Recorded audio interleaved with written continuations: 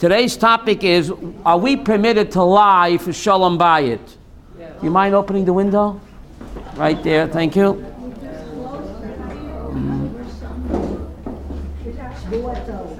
Before we begin, yesterday's parsha we read the three angels came to Avram Avinu. And he made him a delicious meal, right, Yechiel? They're great guests. Think about it.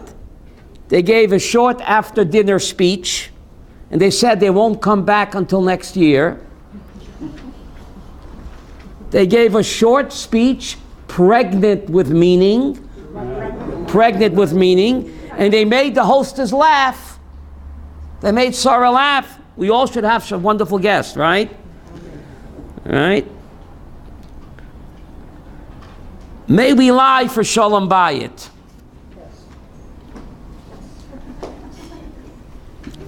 Truth versus Shalom Bayit. Who wins? How do we know? How do we know? What is the halacha when you have a conflict of values? Truth is a value. The Torah said, "Midvar sheker tirchak." Stay far away from what? From lying. Shalom Bayit is also a value. When these values conflict, which value is greater? Shalom Bayit or truth? For example, Shabbat is a value. Human life is a value. When Shabbat conflicts with human life, Pekuach Nefesh Doche Kol HaTorah Kula, except the three cardinal sins. So we have these conflicting values, truth and Shalom Bayit. What do? Well, did Moshe Rabbeinu lie to console Aaron over the loss of his two sons? Rashi in Parsha Shmini tells us, when Aaron's two sons were struck dead, the Torah says in Parsha Shmini, B'kroivei HaKodesh, Moshe tells his brother that God said, those that are near to me, I shall be sanctified. So how did Moshe Rabbeinu console his brother during the Shiva? Rashi quotes the Chazal, Omer Moshe. Moshe said to Aaron, we're sitting Shiva. You don't have it on your, we're not up to the sheets yet. Aaron Achi, my brother Aaron, Achshav royani shehem gedolim mimeni imcha. Now I see that your two dead sons are greater tzaddikim than Moshe and Aaron. Is that true, Yechiel? Neither of you were greater tzaddikim than Moses and Aaron? Yet Moses lied, Kani, and at the Shiva he told his brother, Rashi in Parsha Shemini, that Moshe said to his brother, now I see that your two dead sons are even holier and greater than what? Than us, Moshe and Aaron. Is that true?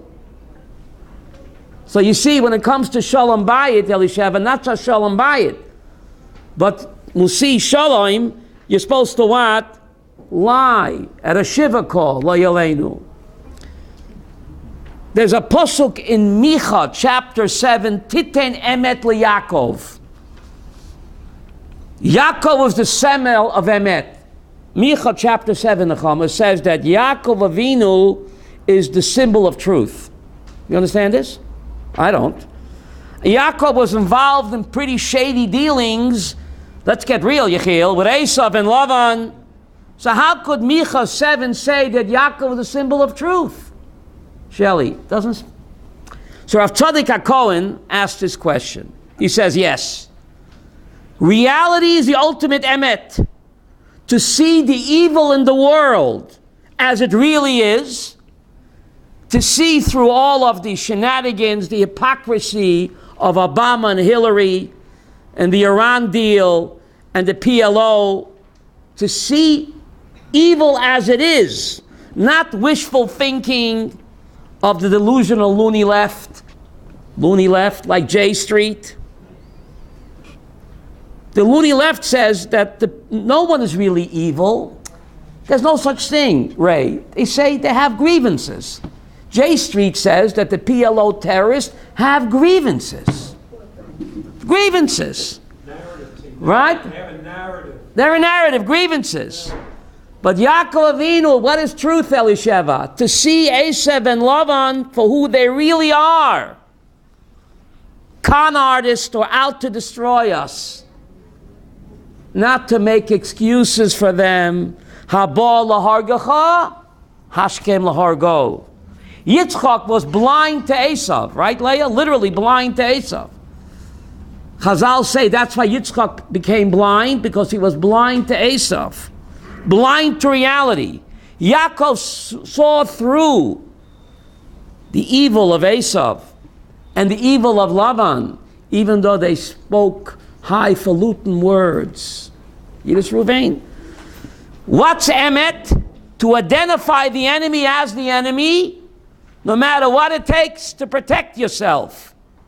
That's emet. Who taught us that? Not Abraham. Abraham said, can we all get along? Love, love, love.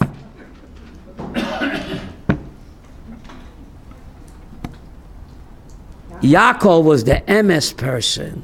To see evil what it is, to identify it, and to destroy it before it destroys you. That's emet, says Vatzadik HaKohen. That's emet. Now, in the parsha that we read yesterday, did God lie to save Avram's and Sarah's Shalom Bayit? And Rashi says he did. Was Sarah and Abraham's Shalom Bayit so fragile that God had to lie, Connie? Well, Rashi says he did. Rashi in Pashas Vayera, yesterday's reading, Rashi says, Shina HaKatuv, the Torah changed the truth. Because Sarah said, V'adoni Zakein, I can't ever have a baby. My old man, he's all washed up. He's all dried up. Put him out to pasture. But when God reported the incident, Leah, God changed the truth. He said, Sarah didn't say V'adoni Zakein. She said, V'ani Zakanti. I'm all shriveled up. She never said that. Why did God change the truth? For Shalom Bayit. Abraham and Sarah's Shalom Bayit was so fragile, Sarah, that God had to lie to protect their Shalom Bayit, because God would know that otherwise Sarah would say, who is old and shriveled up? I'll show you. They would have had a lover's quarrel, even though they were married 89 years. Elisheva had a lover's quarrel. So to protect Avram and Sarah's Shalom Bayit, HaKadosh Baruch Hu had to change the truth. We would call it a white lie, which is very strange, because the Talmud says, Chasama shel HaKadosh Baruch Hu emet. What is God's John Hancock, Sarah? Truth. The Talmud says, God's seal, Ruvain, is truth. And here, God is going against the truth to save Abraham's and Sarah's Shalom Bayit. Why do we have to know about it? Torah's GPS, Yechiel. No, it's okay. That we have to follow God. And to save Shalom Bayit, you have to lie. Now the Rambam tells us, in Moreh Nevuchim, why is Avodah Zarah such a terrible sin? Leah, why is Avodah Zarah such a terrible sin? Says the Rambam, because it's the ultimate sheker. God is the ultimate emet. Avodah Zarah is the ultimate sheker. So therefore, it's the worst sin. It's the total opposite of truth. Avodah Zarah. And here, God is Kaviochel going against his own essence, which is emet and truth, and here he's lying to protect the Shalom Bayis of whom? Avram and Sarah. The Gemara in Yevamos tells us, Samachei, B'chol avavcha, you have to serve God with both of your hearts. B'chol avavcha, b'shnei yitzrecha. You have to serve God with the Yetzer Tov and the Yetzer Ra. It says B'chol avavcha in the plural. It says the Chafetz Chaim, how do you serve God with your Yetzer Hara? By lying to save Shalom Bayis. You just Ruvain? Lying is a Yetzer Hara, but v'asheket tirchak. Stay away from lying. But sometimes, says Chafetz Chaim, you have to deputize the Yetzer Hara and lie in order to what? Protect Shalom Bayit. And Shalom Bayit doesn't just mean hubby and wife. We'll see it means more. Stay tuned. Okay? And the Chafetz Chaim says that for Shalom Bayit, even a straight lie, Chafetz Chaim, for Shalom, mutter for Shalom, even to prevent machloikis, to prevent shame and pain, you're commanded to lie directly. Ruvain, who said that? The Chafetz Chaim. Now, you might think I'm hallucinating. Let's take a look at the source sheets and we'll see. Let's take a look at the source sheets where it says Sanhedrin 11a1. Sanhedrin 11a1.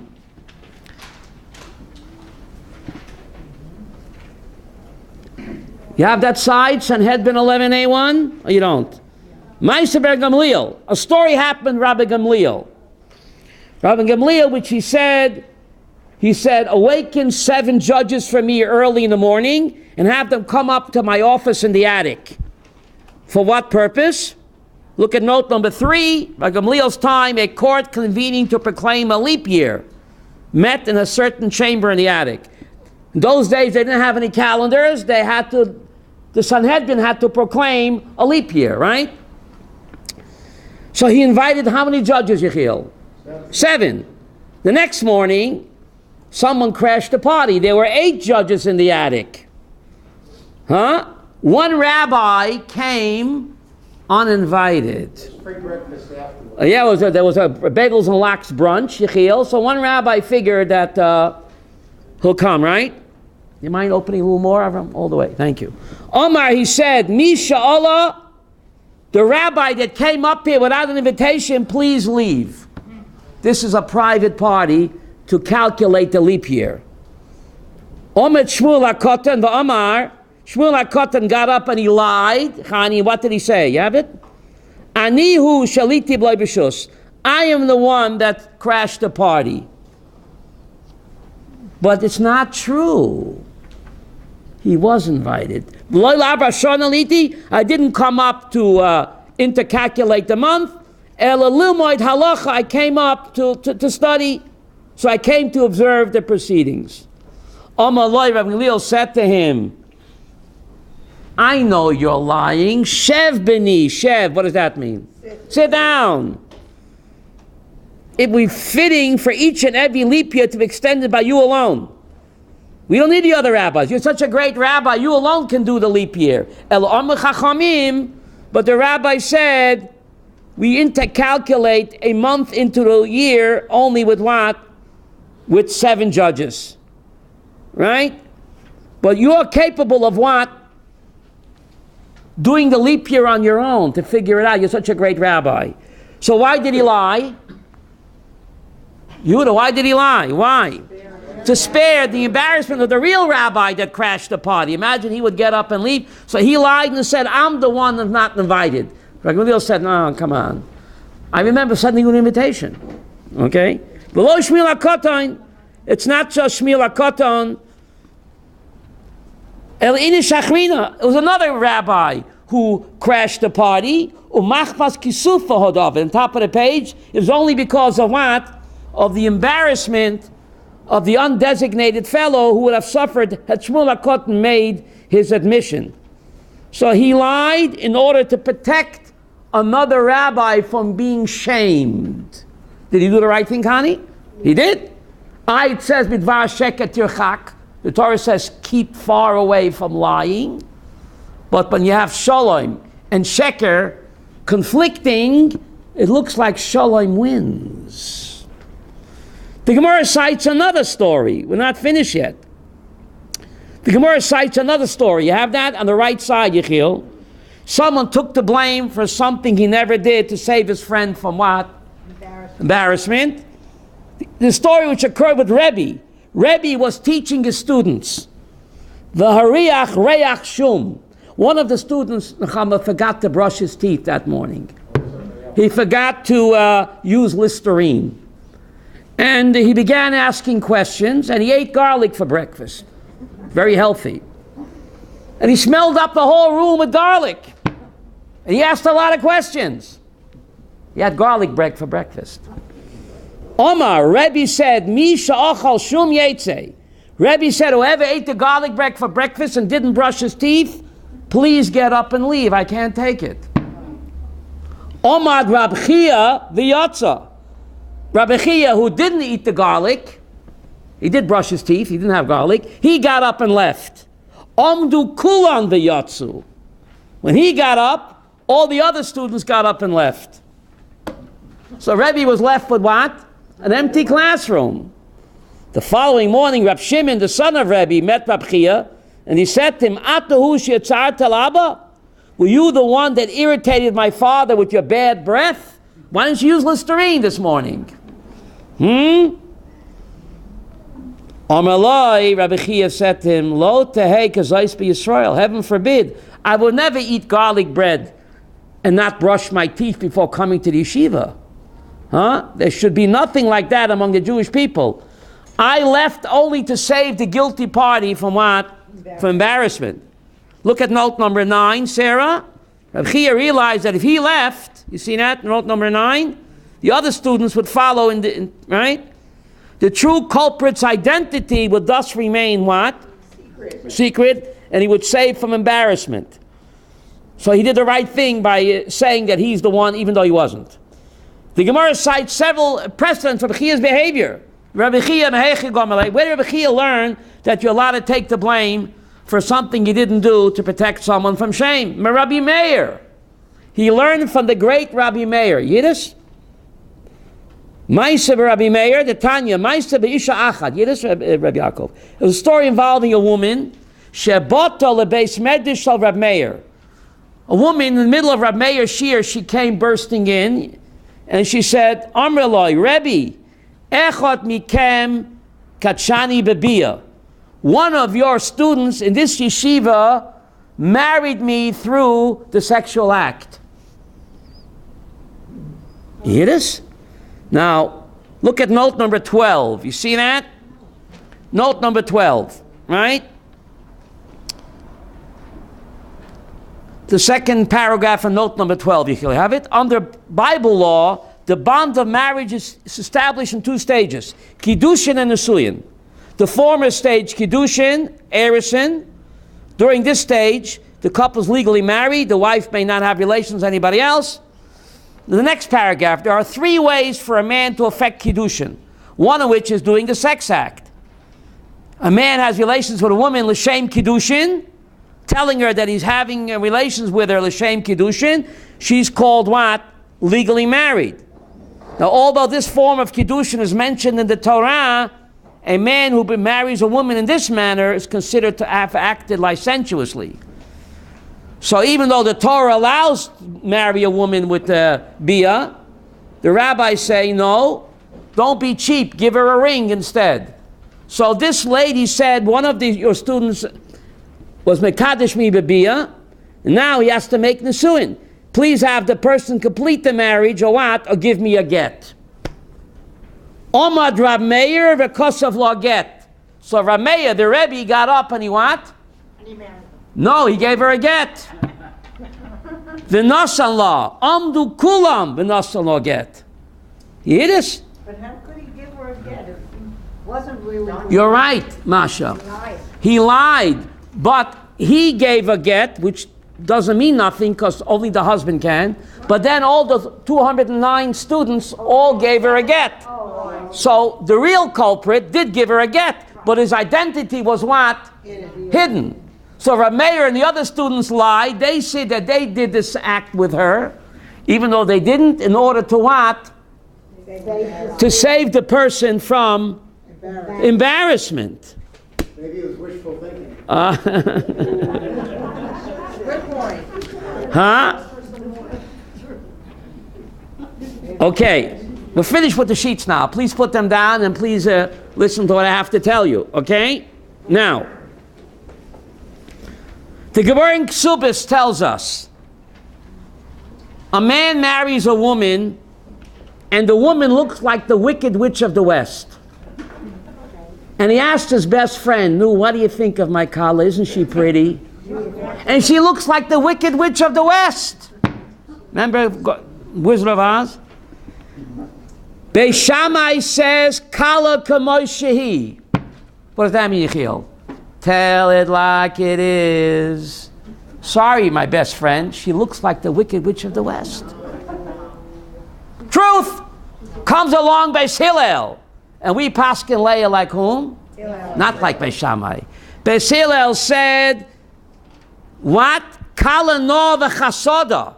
Even if she looks like the Wicked Witch of the East, you're supposed to lie and say she is beautiful. Like Melania Trump. Or Ivanka, she's number 10, even though she's -0. Beis Hillel said, Avram, you know, we paskin like Beis Hillel. Right? Beis Shammai say, tell it like it is. The halacha follows Beis Hillel. You're supposed to lie in order what? To save him shame and agony and anguish. And every woman is beautiful. What? Every woman is beautiful in her way. In a way? Remember that song? I'm dating myself. If you want to be happy for the rest of your life, make an ugly woman your wife. I'm dating myself, Sharana. Come on. Ugly woman. You don't remember that? 1963. You can Google it later, not now. Where was I? In Pashas Vayetze. Please hear me well, Connie. Rachel Yemenu couldn't have a child. She finally had a child. She called him Yosef. Because she said, Osaf Hashem cherpati. God has removed my shame. She called him Yosef. Osaf Hashem cherpati. God has removed my shame. Says Rashi, what did Rachel mean? Ein ben, if there's no child in the house and something goes wrong, husband and wife blame each other. There's quarrels. Yesh lo ben, if a woman has a child and the husband comes home and he says, Mi shavar kli, who broke my computer? Who broke my smartphone? Bincha, your son. Who ate the ice cream and the delicious eclairs, or what's it called, the Napoleon? Bincha.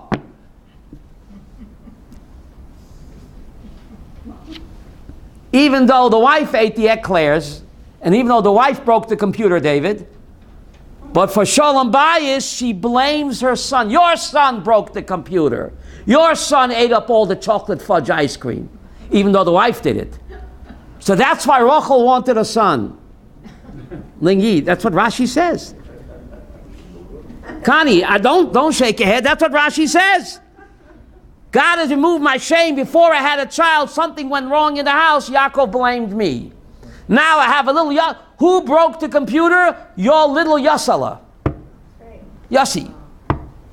Right? Who ate up all of my delicious brownies? Your Yossi. Or Yasala. That's what Rashi says. That's why Rachel wanted a son? That's why Rachel wanted a son? Avram, what's the message over here? Of course, that's not the only reason she wanted a son. She wanted a son to perpetuate what the ways of Hashem, to mechanech him, to carry on the legacy. That's why. But she'll take this also.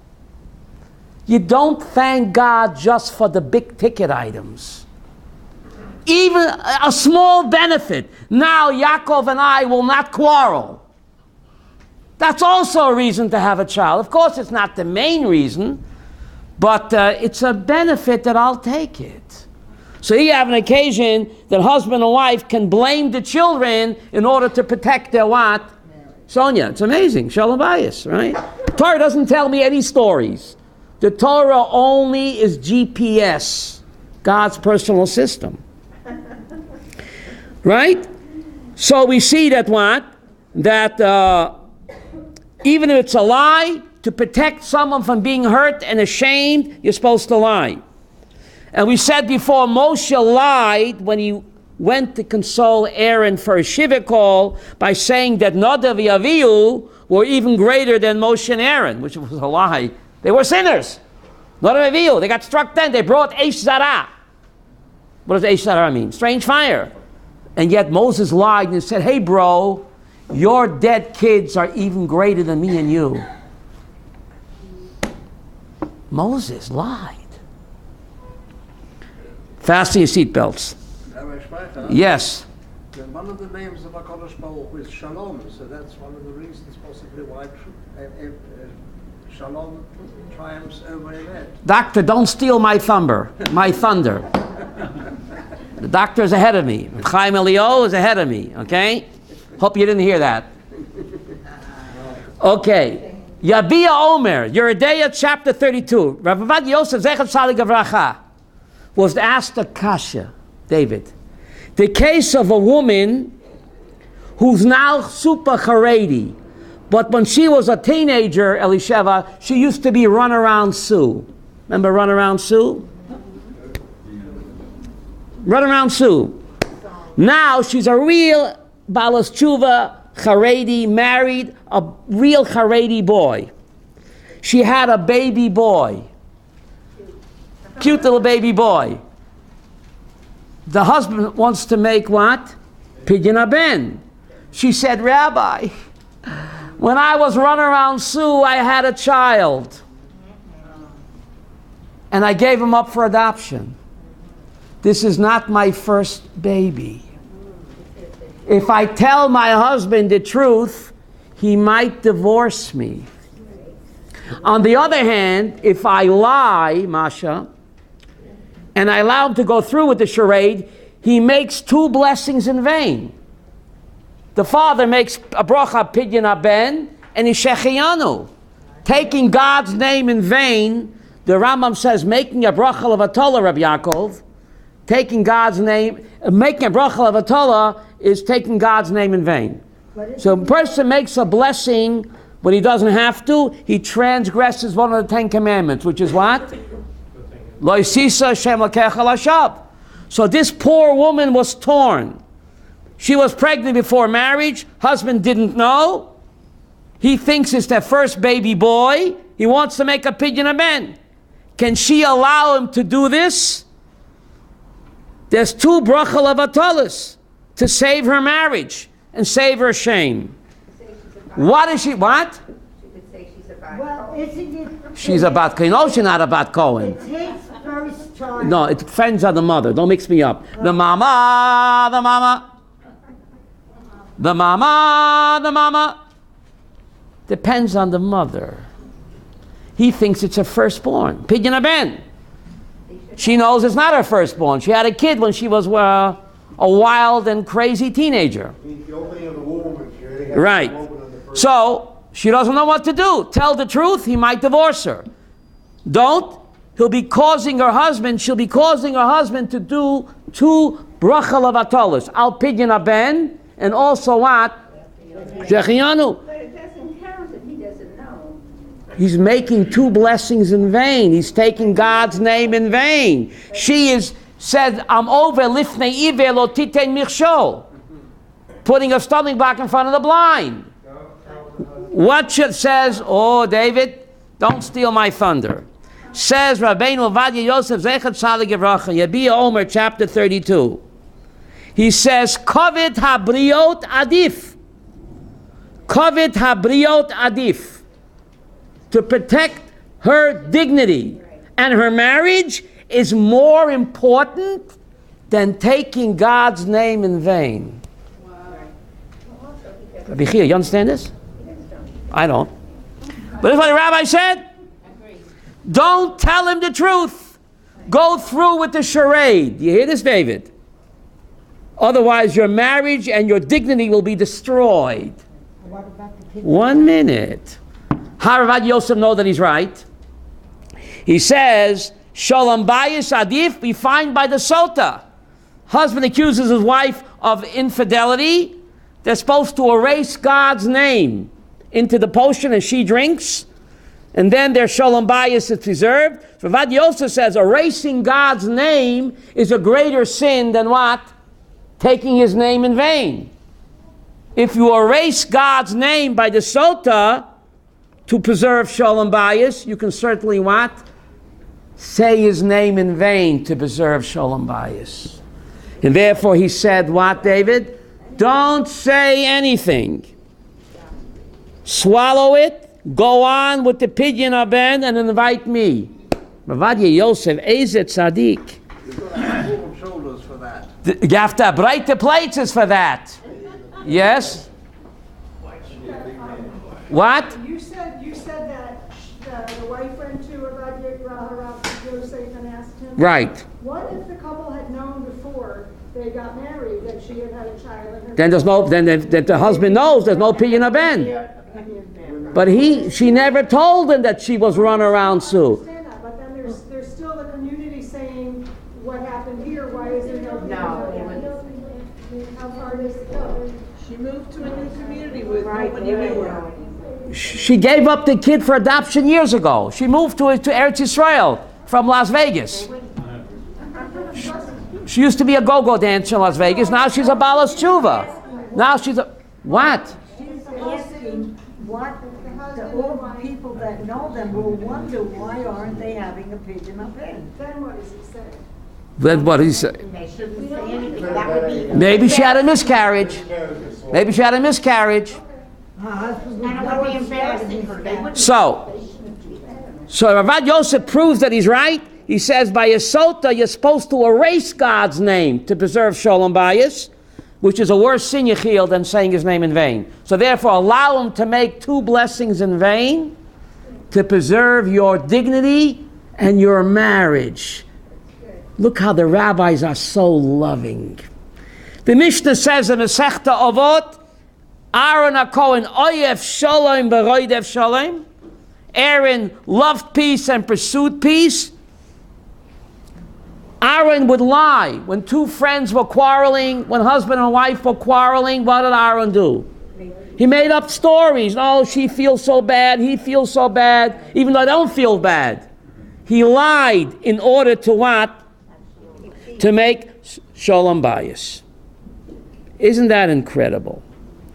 You're not finished yet. In the Igros Moshe Feinstein, Avram, you got to hear this. He's going to perform a Sadeh Kiddushin. Right before the chuppah, the mother of the Kala is hysterical. She's having hysterics. She must speak to Rav Moshe privately. You hear this? She must speak to Rav Moshe privately. Yechiel, what happened? She says, Rabbi, I must confess, this daughter of mine, she's a mamzeres.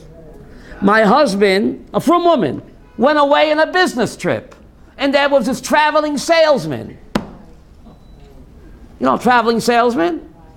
And we had a quickie. And this child is a mamzeres. Rebbe, I can't have it on my conscience. Lo yova mamzer b'kal Hashem. A mamzer is not allowed to marry a Jewish person. I don't want this bad enough. I did adultery. I'll have another sin on my conscience. Well, I'll be allowing my daughter, the mamzer, to marry a Jew. That's another terrible sin. I can't have that on my conscience. I can't allow the wedding to go through, Yechiel, because a mamzer is not allowed to marry a born Jew. I don't want it on my conscience. He told her, shtuk. Quiet, bite your tongue. He said, first of all, Ein Adam Mesim Atzmai Rasha. If you told me you had an affair with the milkman, or was it the mailman? Didn't remember. She didn't remember. It was either the milkman or the mailman, right? You're a Rasha. Adultery. Ein Adam Mesim Atzmai Rasha. Yechiel, a person is not permitted to what? Incriminate himself. Did you know that? I don't believe you, said the great rabbi. A person is not allowed to make himself a, if you said that you committed adultery, you are making yourself a rasha. A person is not permitted, is not believed to make himself a rasha. So therefore what? I don't believe you. And then he said, Koref posel yedus. And then he said, you're a relative. A relative can't testify for or against another relative. You're the mother. A relative is posel li'edut. Even though you're not a rasha, which you are, a relative cannot testify for another relative. Mother and daughter are krovim, right? Karav posel li'edut, Sonia. So for two reasons he said what? Let's go on with the wedding. Sarah takes wide shoulders. Yes, you had a question. Does the secular law take that from the Torah? What?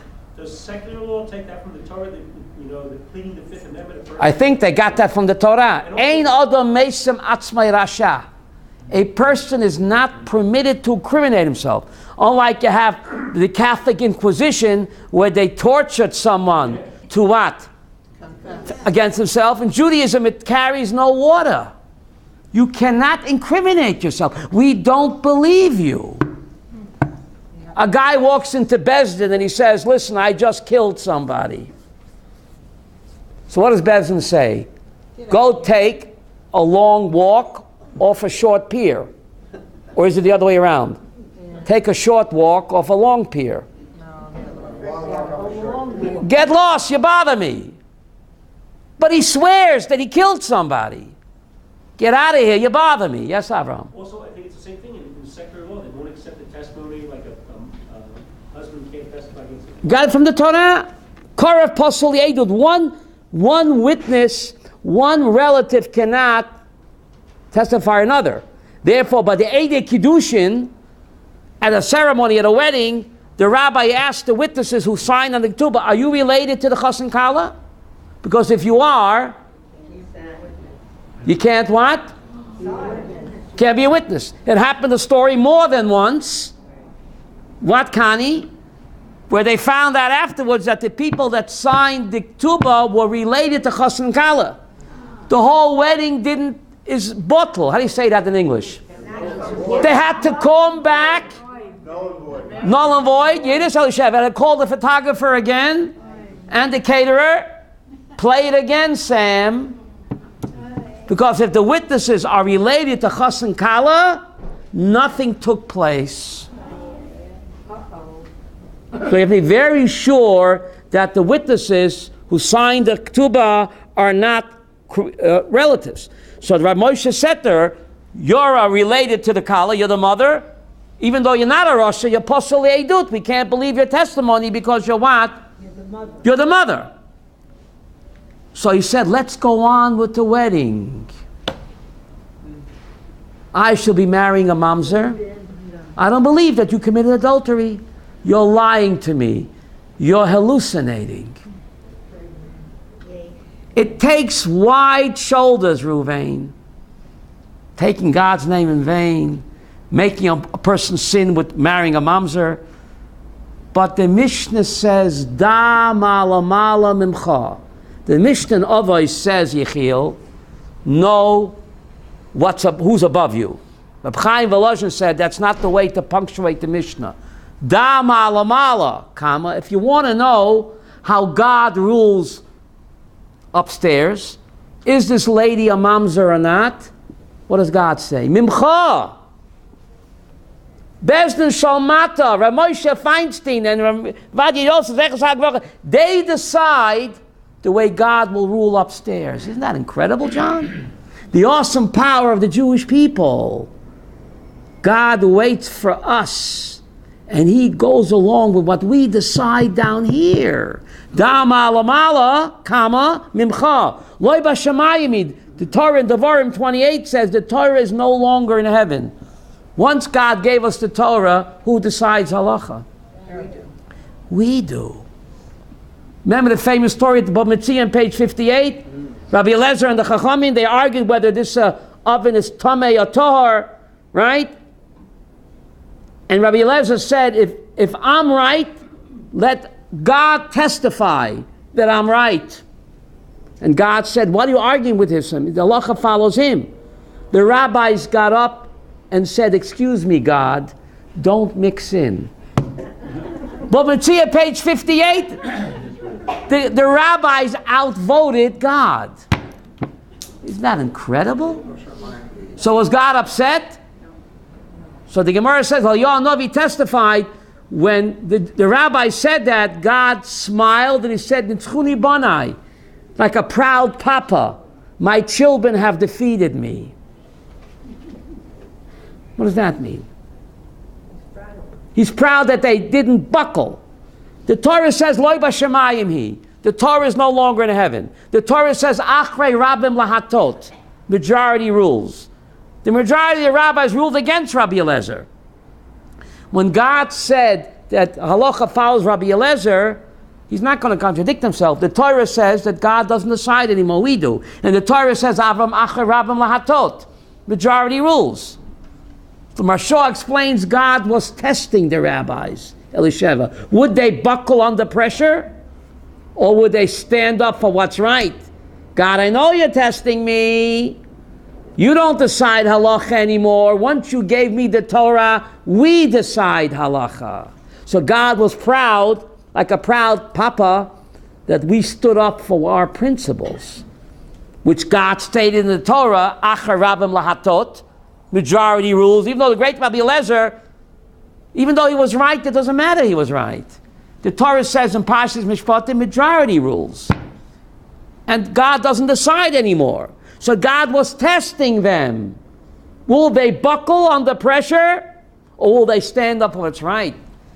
So Kani, the rabbi stood up. So God gave them a knip and beckel. How do you say that in English? A knip and beckel. Right? Okay, now, where was I? So Shalom Bayit is so great. It's a terrible sin to erase God's name. It's a terrible sin to make a blessing in vain. Yet Shalom Bayit trumps it all. Masha, I'll ask you a question, Masha. The husband says to the wife, tonight we must go to a treifa Chinese restaurant. Otherwise my Shalom Bayit is over. Avram, you hear this? Yeah. The wife says to the husband, listen, tonight, if we don't go to a treifa restaurant, our Shalom Bayit is kaput. So, Shalom Bayit is so important, then should go to a treifa restaurant? Bye, sweetie. Bring an apple on an apple? No. You must eat the treifa Chinese food, right? No. Otherwise, our Shalom Bayit is over. You must wear that shatnez suit. I bought you a suit made of shatnez at Barney's. If you don't wear that shatnez suit, our marriage is over. Well, can he wear the shatnez suit? Leah, can he wear? No. So ma nishtana Shalom Bayit. Where there you're supposed to what? Erase God's name, say his name in vain. That's a sin like eating treifa. Avram, saying God's name in vain is a sin like wearing shatnez. So how come I cannot put on my shatnez suit to preserve Shalom Bayit or eat treifa for Shalom Bayit, but I'm commanded to erase his name or say his name in vain for Shalom Bayit? It's equal, same negative commandment to say his name in vain as to wear a shatnez suit. Same thing we learned. Ma nishtana. Did we learn that with honor your parents, except if they tell you not to observe Shabbos, then you're not supposed to listen. Right. So why is Shalom Bayit different? Dr. Chaim Eliyahu gave the answer. Glad you didn't hear it. His name is Shalom. Because his name is Shalom. So when you erase his name or say it in vain, you're not saying it in vain, Avraham. Avraham, please hear me. Even though it looks like you're erasing his name or saying it in vain, what's his name? Shalom. So to preserve Shalom Bayit, you say his name in vain, it's not in vain. Because his name is Shalom. It's not like eating treifa Chinese food. There you can't do it for Shalom Bayit. Nebuch, you have to get divorced. But Shalom, erasing his name or saying his name in vain, it's not really in vain, Avraham, because by erasing his name into the Sota waters, his name is Shalom. You're preserving Shalom. Thank you, doctor. You got the punchline a half hour ago. Yiddish Aram? Like the Chaim Eliyahu. What? Sometimes that show of bias is not worth it. It- My first husband, Go ahead. when I was becoming a Baal Tshuva, he refused to go to a kosher restaurant. Okay. And I decided I was going to divorce him. So you are right. You are right. Because that's not saying God's name in vain. Right? But since God's name is Shalom, and therefore you erase his name or say it in vain, which you're not really doing it because it's preserving his name. But other sins of the Torah, Mikim, you did right. Her husband said you have to go to a treifa restaurant, otherwise our Shalom Bayit is destroyed. So Shelley, forget it. Right? Right? Forget about it. Right?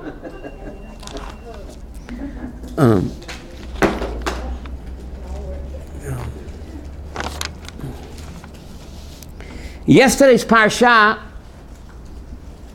Abraham finish the Akedah. The Akedah is done. They come down the mountain, says, Vayelchu Yachdav.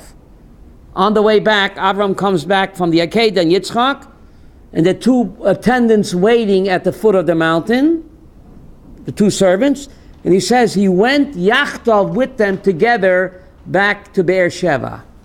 What happened to Yitzchak? What happened to Yitzchak? He went to yeshiva. Which yeshiva? Out of town yeshiva, very expensive. Now, how come doesn't say Yitzchak came back? Because the Talmud says, Machshava Tova Kishbarcha Mitzayv Lamaisa. Since Yitzchak wanted to become a Karban, in God's eyes, it's like he became a Karban. I think it's called virtual reality. Therefore, it doesn't say he came down the mountain, even though he did. He got married and had twins.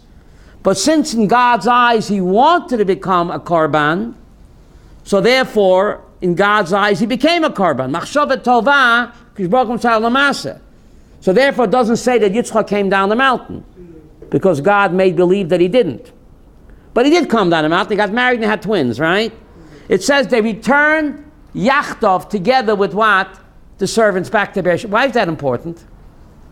Torah is not a history book. You take the high road, I'll take the low road. What do you mean they went back? They took the same Shevet Moniot? Ray.